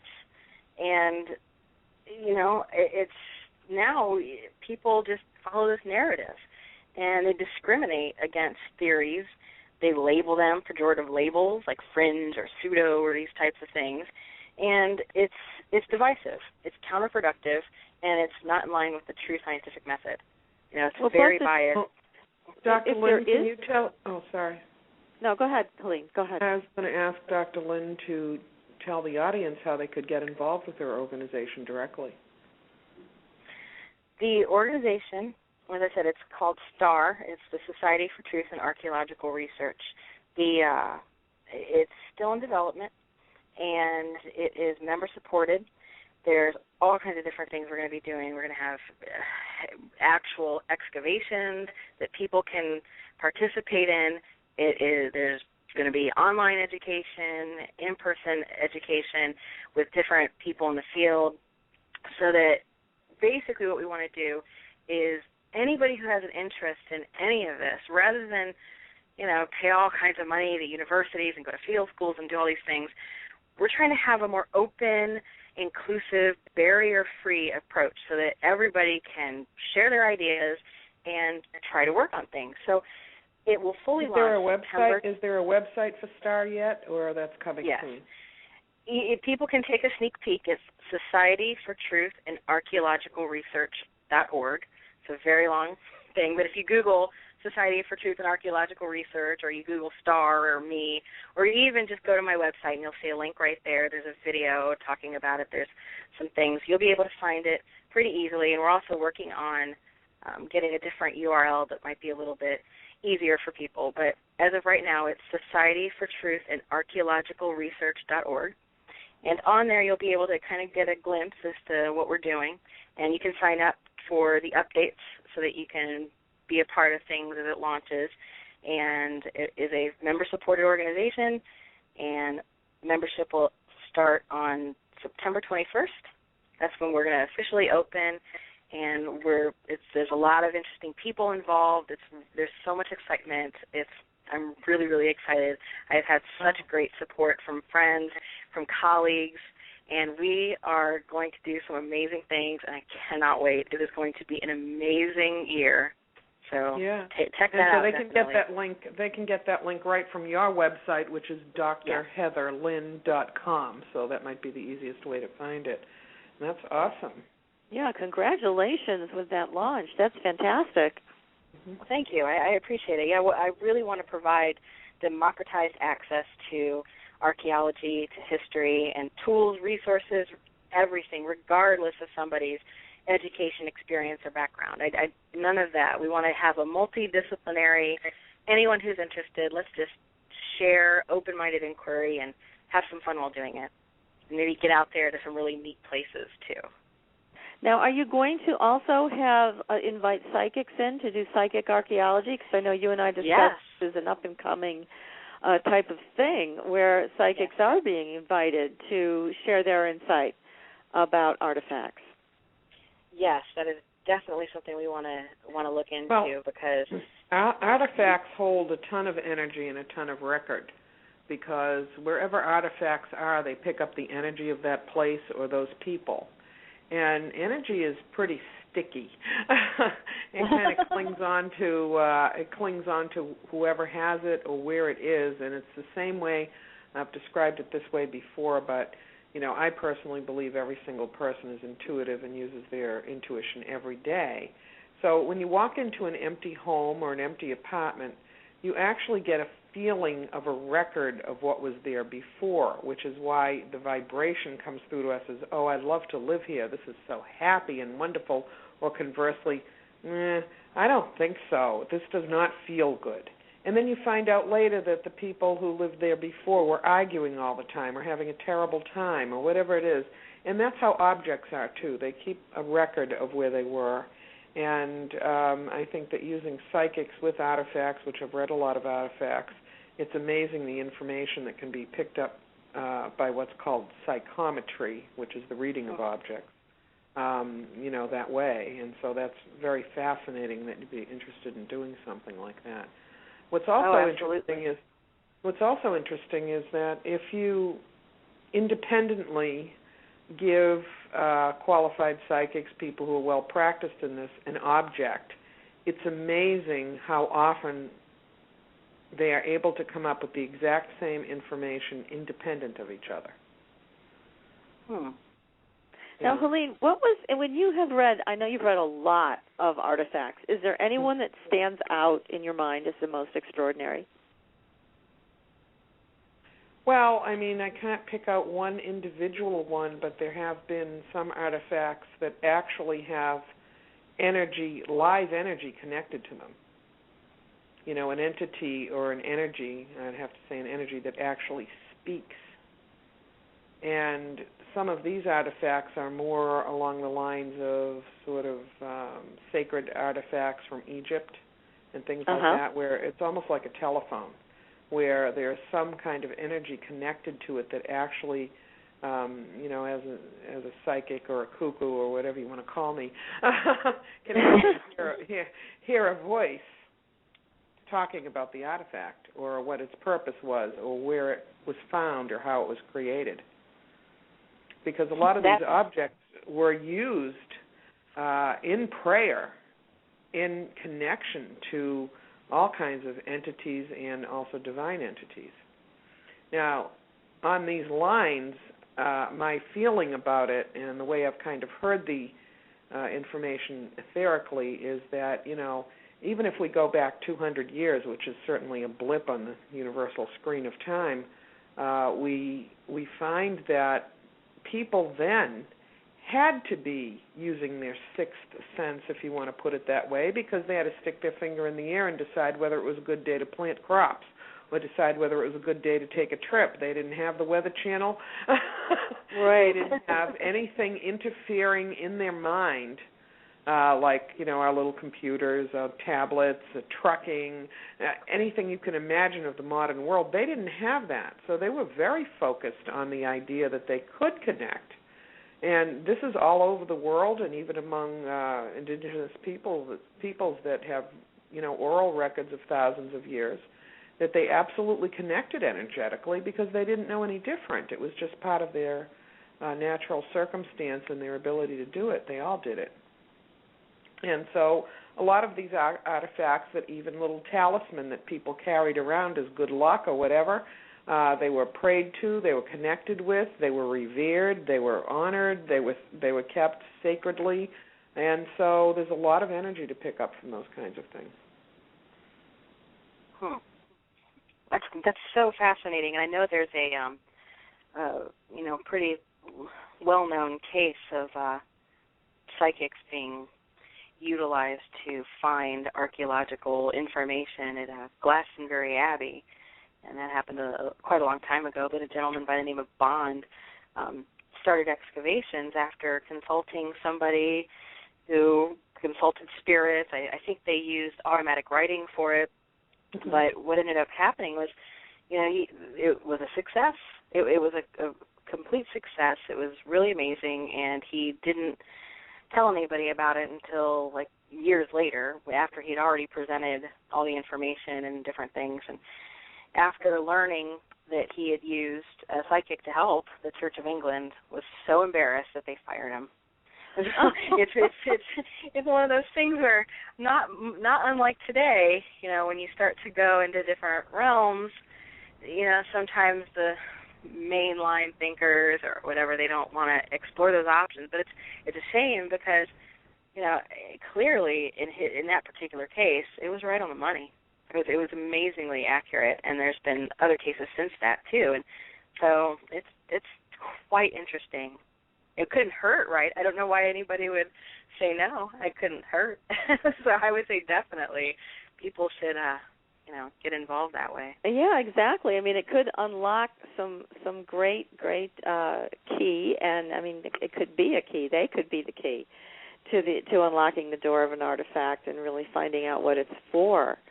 I know that in the Carlos Castaneda books, he often referred to his mentor, Don Juan, telling him that to stand in front of an artifact in a museum until it connected with him, and then he would get the real meaning of it. So these things have been known throughout our literature and throughout history that people can connect with the energy and find out what these things are really meant to do. Possibly they are portals. Possibly they contain information about our past that's unlike what we've been told. Like, again, the Anunnaki, and are they the creators of the human race? Now, have you done any work with that? Have you found any evidence that you feel is solid about that? I recently have been looking in multiple areas that have been suggested to me, and that is one of them for this follow-up report I'm working on that will be out later this month. I initially thought, well, I'm not too sure about that. I'm a bit skeptical, but I have found some really interesting information that I'm going to definitely have to look into a little deeper. And again, my paradigm has been shifting a lot more these days, so I think I'll be able to answer some of that later once I get a little more information together. As I said, I'm working on the follow-up. So it's a work in progress. I'm trying to locate the tablets. That's number one on my list of to-dos. I'm trying to find these tablets. And I'm also trying to explore some of these other ideas and look into the validity of it. Could it be some kind of a Anunnaki-type connection? Could it be free energy that they know of something like that? Could it be, there's a number of things, and even stargates. I'm not above, looking into those directions. I find it all quite interesting, and, you never know. It doesn't hurt to look.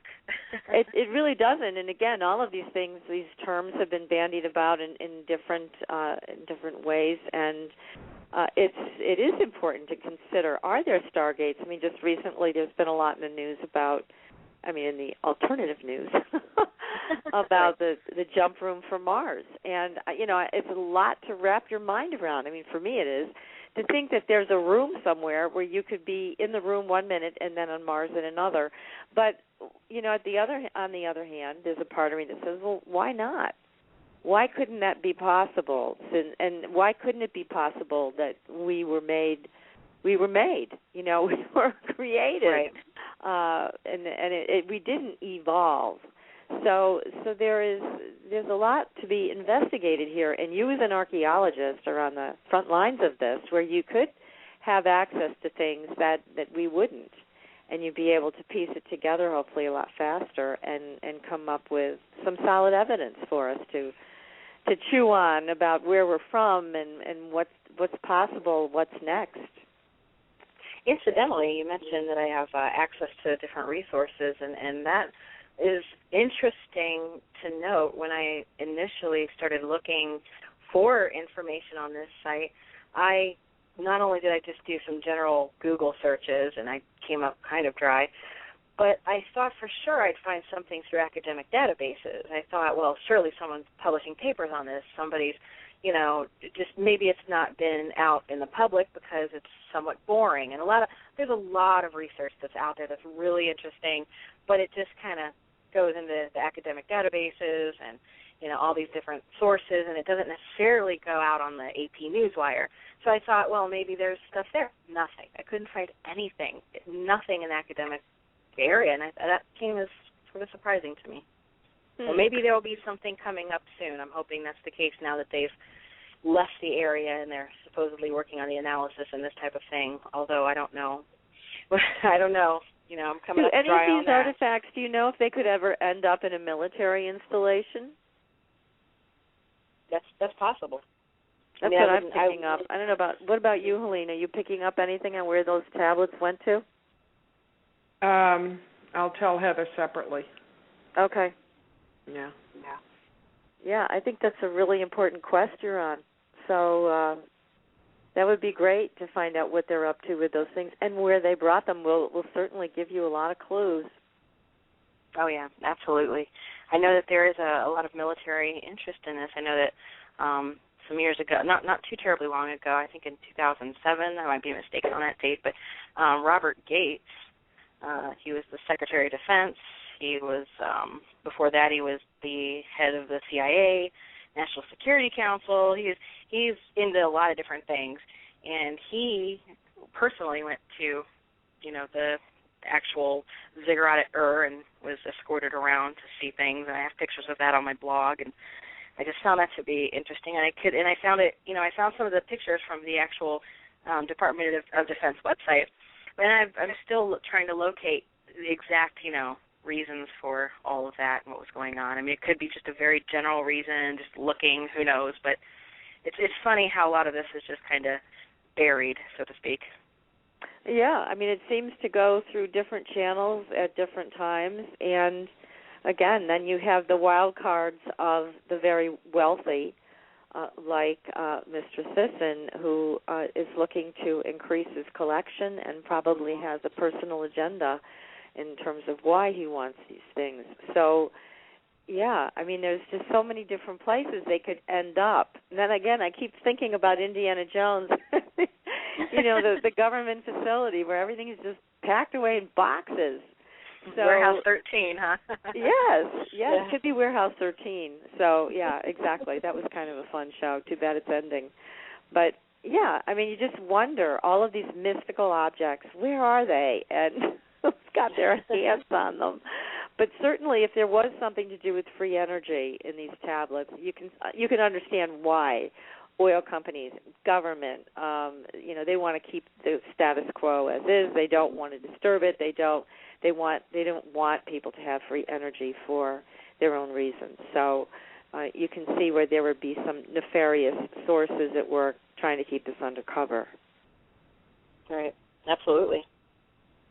So it's so wonderful talking to you. I mean, it's just fascinating, the history of all the people who've been involved in this century with archaeological digs and what their possible motivation is. Oh, yes, it's quite extensive. It's one of those things where we just don't get the whole story. We get these little stories that come out in the news, and it's just kind of recycled and repeated, and then it goes away. So I don't want it to go away. I'm trying to keep on top of this and keep it in the, mainline news. I'm trying my best to just keep it out there, but I'm, running up dry lately. So well, obviously you're onto something, or they wouldn't have threatened your life just for reciting and something that came over the wire. I mean, yeah. Oh, I know. That was unusual to me. I don't know who did that. Like I said, it looked like some people from the local area. So I don't even know why that was. Maybe there was a misunderstanding. There was some kind of language barrier. I have no idea.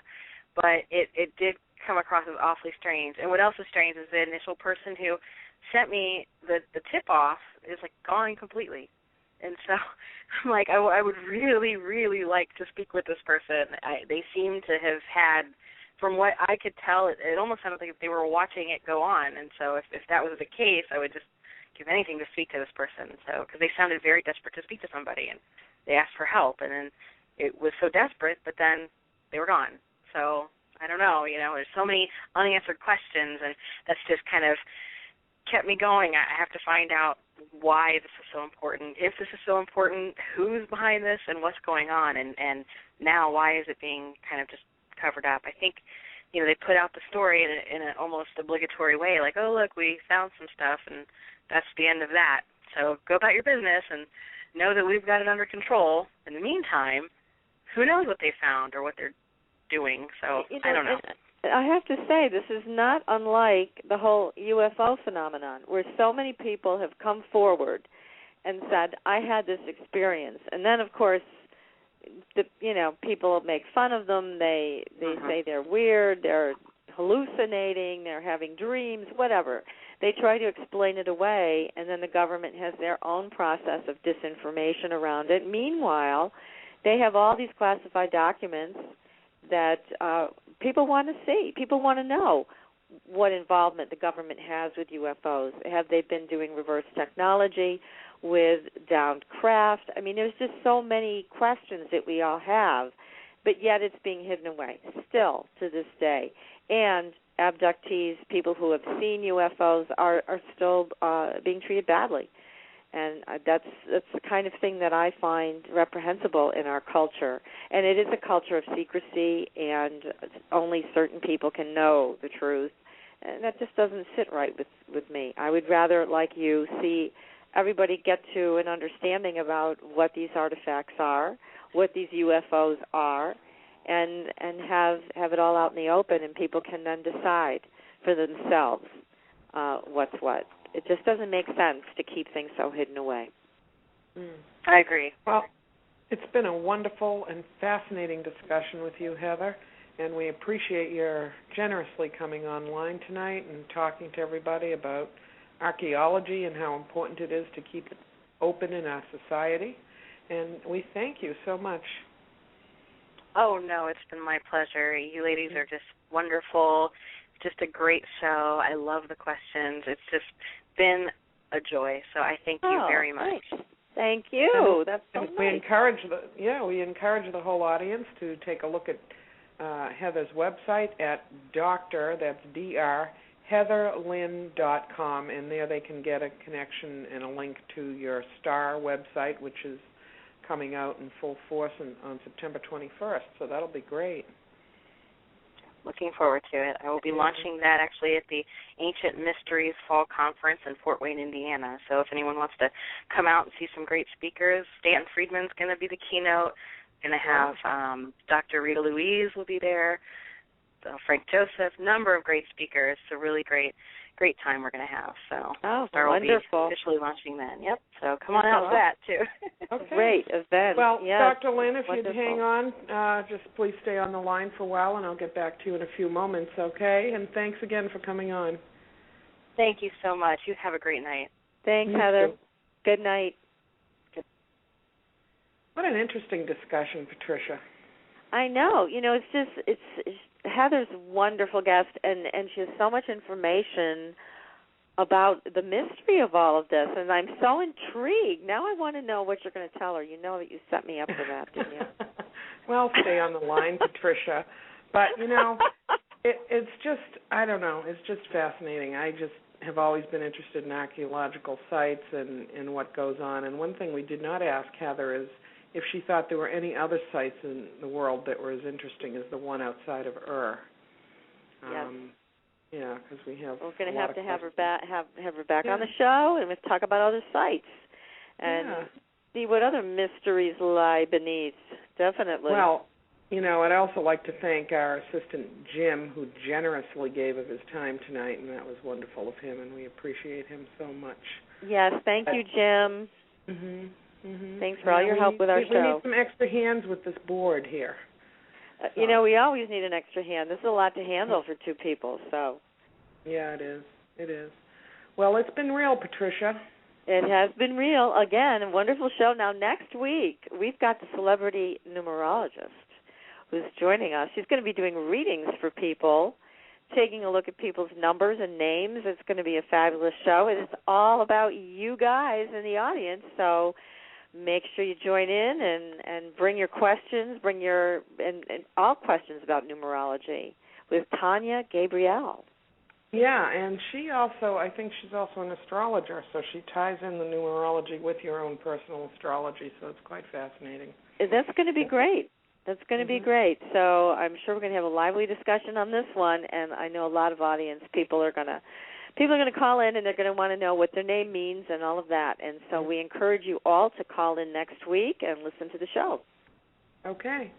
Well, good night, Patricia. Good night, Helene. Till next week. Thanks for listening. Tune in next week for another radio adventure with